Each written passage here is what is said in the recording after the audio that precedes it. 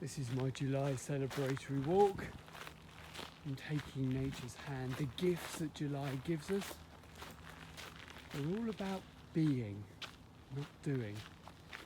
The first one is about breath. Taking a breath. The second is about receiving. It's about allowing us to receive. The third is all about flourish in the areas that we're not flourishing.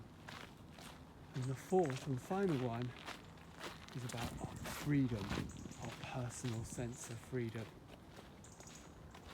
So those are the four gifts that July gives us. Take them on your celebratory walk and see what comes to you.